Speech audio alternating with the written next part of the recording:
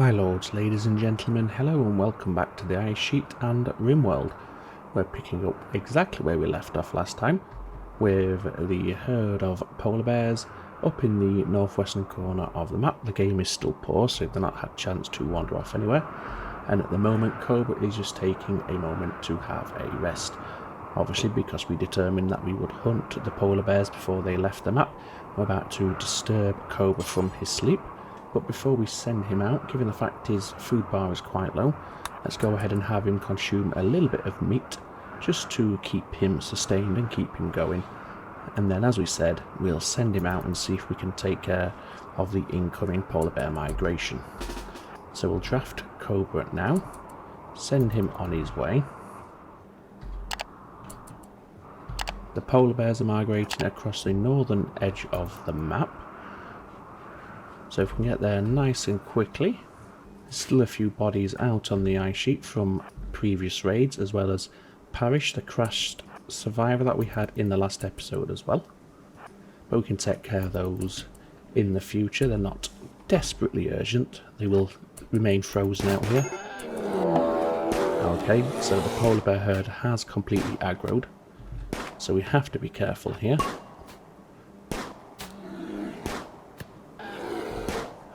As we can see, the polar bears do take a fair amount of punishment before they drop. We haven't dropped one of them yet, although one of them looks like it's severely injured.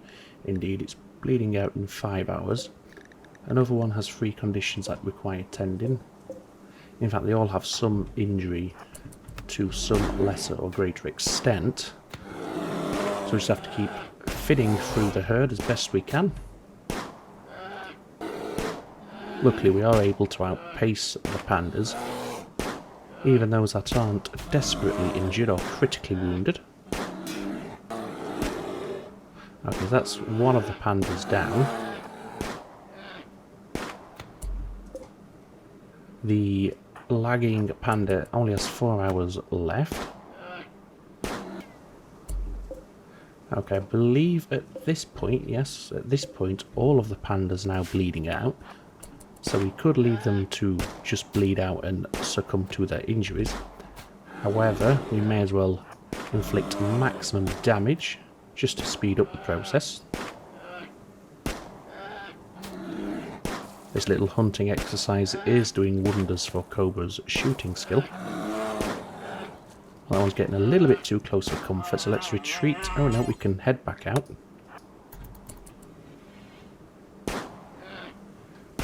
So it really is just the one remaining panda that we have to concern ourselves with, although it should drop. There we go.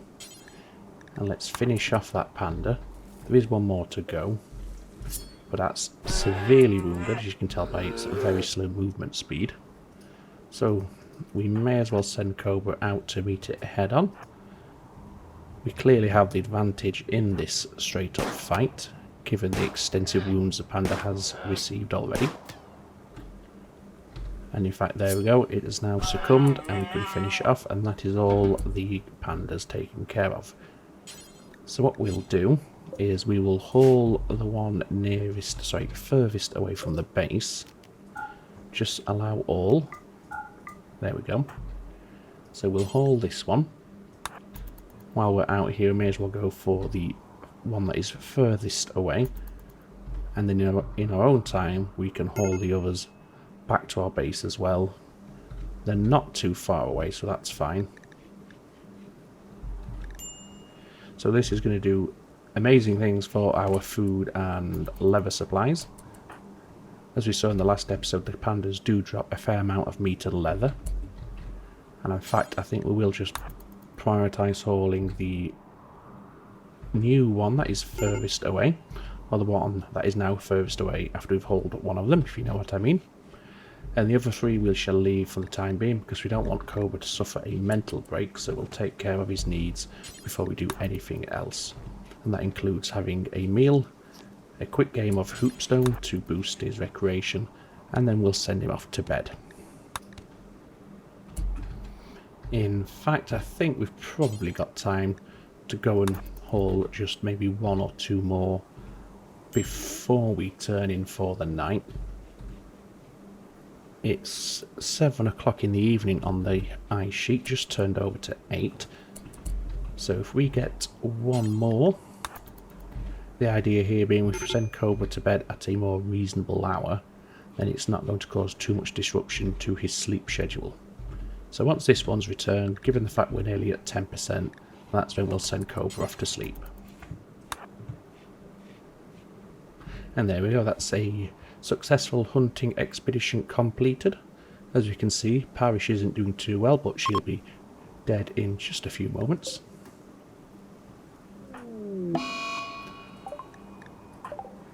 She has now developed an infection overnight, and the infection does appear to be spreading to all her frostbited wounds. Frostbitten wounds, I suppose, is a better way to describe them. And there we go, Parish has now died, and the cause was hypothermia. So we'll want to haul her back into the base at some point, as well as Tapir here, one of the raiders from the previous episode. So Cobra's just reconstructing one of the steel spine traps that got triggered during a raid. And what we'll do, rather than hauling Tapir back, because she is relatively close to our base, again we'll prioritise the corpse that is farthest away, and that is Parish. Now, one of the comments on the previous episode, and I do think it's a good idea at this point given the fact we soon will have a very healthy supply of food once the pandas and these corpses are butchered, is to actually form a trade caravan. Now what we'll do, while Cobra is taking care of his hauling duties, if we just open the world map, we can see here that we do have a neutral faction, the Hin Uinda, not too far away. I think in terms of travel time, we probably get there in 1 day. Movement speed is quite slow out on the ice sheet naturally. So I think what we'll do, we will form a trade caravan. We can take some of the jade that we mined in the previous episode. Obviously make sure we've got a good supply of food to last us a trip, the round trip there and back, and see if we can pick up some wood from this little faction here.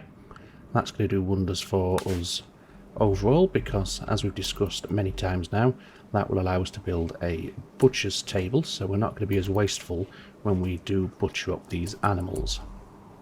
So what we'll do a little bit of butchering just to get as much meat as we can. As you can see, that's given us the whole stack there plus 11 more. So we'll butcher 2 of them and we'll leave the rest. Although I don't mind butchering another human corpse. But we'll keep the pandas intact. So let's reset Cobra's priorities, get my words out. And after, yes, we'll let him relax up a little bit, why not? It'll help keep his mood as high as possible while we are traversing the ice sheet to our neighbours. Okay, so in fact what we might want to craft before we do head out, if we can craft one, is a bedroll. We can take the bedroll with us, so if we do have to rest for the night out on the ice sheet, then at least we have something at least remotely comfortable to sleep on. So we'll just uninstall that immediately. Haul it to the stockpile zone. And at this point we will now form a trade caravan. So form a caravan, we are heading to this outpost here. So it's going to take us just over 1 day to travel there, so a 2-day round trip. So I want to make sure we bring enough food for that. So we'll accept that route. We'll select our own travel supplies. So let's take all of the human meat that we have. Although that's apparently too heavy. Have we got stuff already assigned? Why is our map... Oh, because we haven't selected Cobra as a colonist, of course.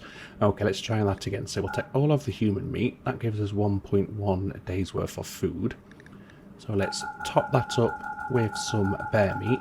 And we'll give ourselves a little extra just for security. We'll go for, say, 3.5 days worth of food. Now we want to take the plain leather bedroll that we've just constructed. And what else shall we take to sell? Will they purchase... Well, they're not too heavy, so we may as well take all of the organs. We can sell them. We'll take some of the weapons that we are no longer using. And shall we take all of the tattered and tainted clothing as well? I think that's probably a good idea. Okay, so that gives us a carry capacity or a carry mass of 75 kilograms out of a total possible of 85. So, as we can see, that's increased our route travel time to 1.6 days. So again, just to err on the side of caution, I will increase the amount of bear meat that we are taking. And if we aim for, say, 5 days worth of food, there we go. That should see us through quite nicely. So in total it's going to be a 3.2 day trip, so let's send Cobra on his way with no further delay. Yes, that warning there I believe was because of the human meat that we are taking, because technically Cobra is not a cannibal, even though he is a psychopath and he does not have a negative mood modifier from the consumption of human meat.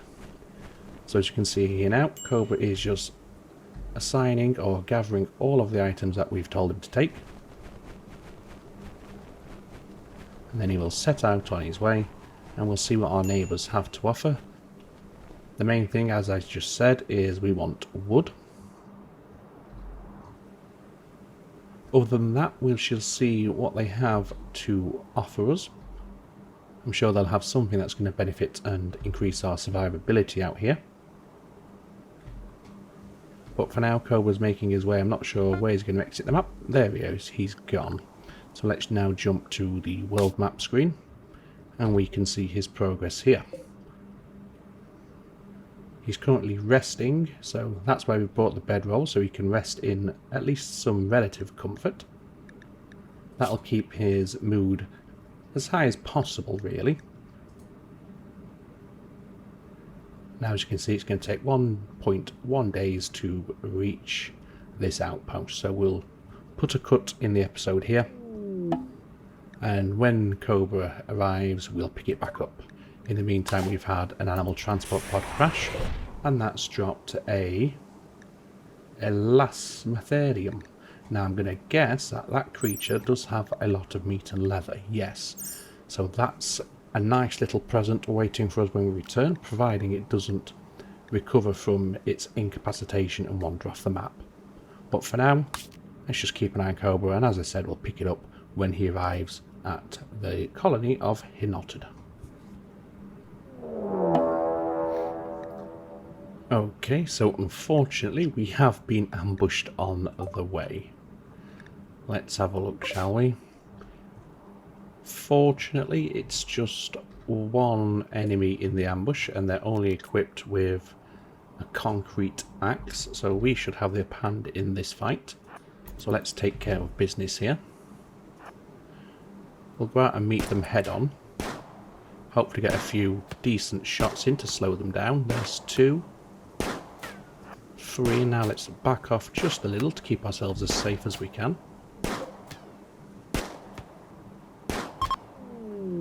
There we go, so we've won the caravan battle. Let's just have a look here. What gear does he have equipped? Nothing I'm overly concerned with taking. So what we'll do now is we shall reform the caravan and continue on our way.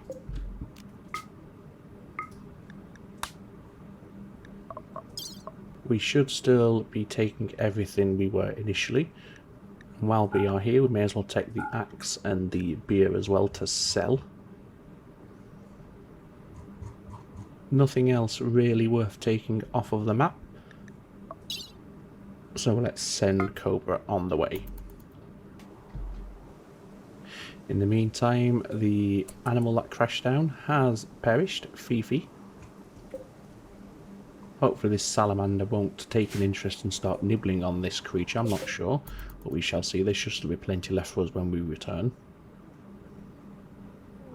And here we go, we have now arrived at the colony of Hinotted, so let's initiate a trade. Okay. So let's now sell all of the tainted and tattered clothing, as well as the weapons. We'll sell the beer. They will take the organs that we harvested, so we'll sell those as well. Now let's see, what else can we sell them? We don't want to sell the bedroll, that's for sure. And it doesn't look like they have any wood, which is very annoying. Let's just have a look through here and see what else might take our fancy instead. As we can see, the amount we're selling far outstrips the amount they have, so we are going to have to buy a few items off them. Perhaps we'll pick up an SMG, and perhaps also an auto cannon. Although that weight there is quite prohibitive. Oh, they do have some wood. Excellent. So we do have wood. We can take the wood. I don't think there's anything else. Maybe some medicine might be a nice idea. But let's get as much wood as we can carry. So there we go. We can take 52 units of wood. There's nothing else we can offload onto them that's weighing us down, unfortunately. As we can see, however, they still don't have enough silver to cover the cost of this trade. So what I think we'll do is we'll keep some of the more expensive organs for ourselves and sell them on at a later date. There we go. That now does give them enough to cover the cost of the trade. However, we're going to have to unload some of this wood because we are overburdened. Go the other way. We'll go, there we go. So we can take 38 units of wood. Hopefully that is enough to construct a butcher's table, although I can't remember off of the top of my head. So time will tell on that one. So let's accept the trade. And then we shall return to our little colony over here, White Engo. Travel time is a day and a half. We have 3.5 days of food, so no concerns about starvation on the way back. And providing we have no other interruptions on the way, we'll put another cut in here, and then we'll pick it up when Cobra returns back home.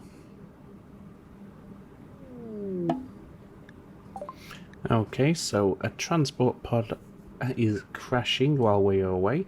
This contains a digger named Pepper who is suffering from paralytic aphasia. We'll accept this, and as we did with Parish, we'll just leave Pepper to succumb to the elements and their own misfortune on the ice sheet. We've still got the dead, whatever animal this was called, that we want to haul back when we get back on our map screen. Speaking of which, Cobra is now very close, so in a couple of moments he should be returning to base.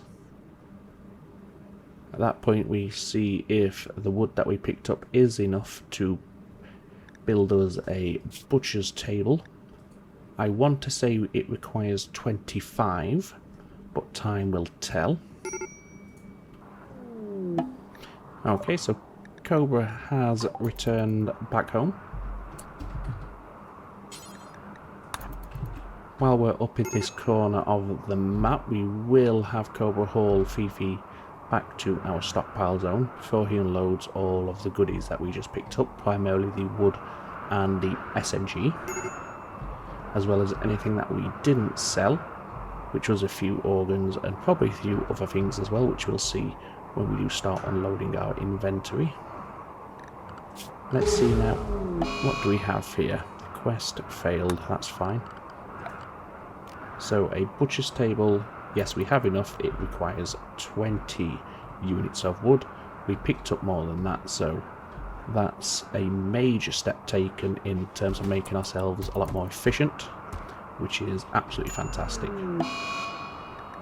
So Pepper has passed away as well, so at some point we'll have to haul his corpse back to the stockpile zone, but that can wait for a while. So here's all the tattered clothing that we weren't able to sell for one reason or another. As we can see, Cobra is skirting with a major mental break here. His mood is 0%. So once he's done unloading his inventory, we do want to get this mood up as much as we can before we suffer some sort of mental breakdown. So what we'll do, we'll have a bite to eat. We shall do a bit of hoopstone just to give him a recreation boost as well. We'll get to about 50% I think, and then we'll send Cobra off to sleep. It's only 12 o'clock, but as you can see he's exhausted. So his sleep schedule is going to be a little bit out of kilter for the next few days until we can get it reset. But that's okay. In the meantime we have a blind salamander coming after us. Hopefully it will trigger the traps that we have set up here. Although it just appears to be hanging around the northern wall at the moment, so...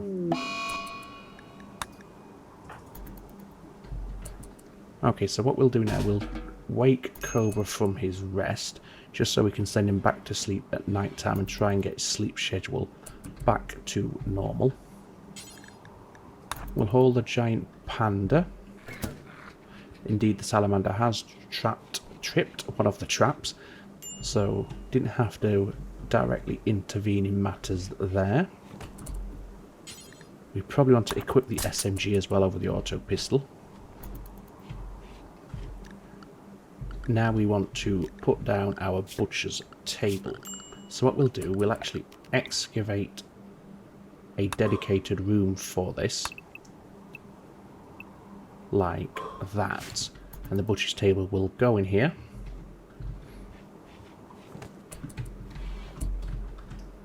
Let's prioritize a bit of mining before we head off to bed. Let's have a bite to eat as well. And now we'll send Cobra off to bed. It's 10 o'clock, so he's gone to bed at a reasonable hour with a logical amount of rest, if that makes sense. He's not too tired, he's not too awake, so he should awaken the next morning at a reasonable time, and his sleep schedule won't be too badly impacted. There we go, we're up and about, and it's 5 o'clock in the morning, so that's not an unreasonable time to be waking up, I suppose. So we'll allow Cobra to take care of his needs, and then we'll continue the mining order down here, and we shall then construct our butcher's table in this little room here.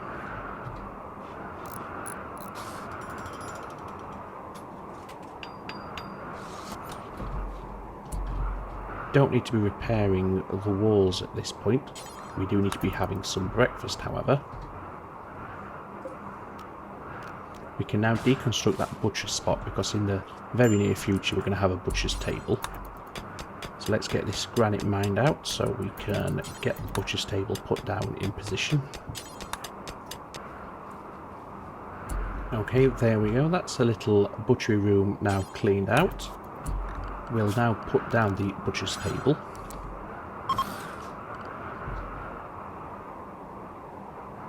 We'll also construct a little stool for Cobra to sit on while he's working. If we can find the stool, that is. There we go. We don't want to use the wood, but we do want to use the steel. So let's prioritise working on this butcher's table. And that'll represent a major step forward in our survivability and our efficiency out here on the ice sheet. There we go. That's our butcher's table up and running. So now let's add a bill to butcher creature. As before, we'll do this forever, and we'll allow human-like corpses. And just to give it a test run, let's do a bit of butchery. And this should now start producing a lot more meat and leather than previously. Yep, a heck of a lot more, which is fantastic. So with all the corpses that we have on hand, including the 2 polar bear carcasses, I think our food concerns are a thing of the past for the foreseeable future. Let's get all of this tidied away now.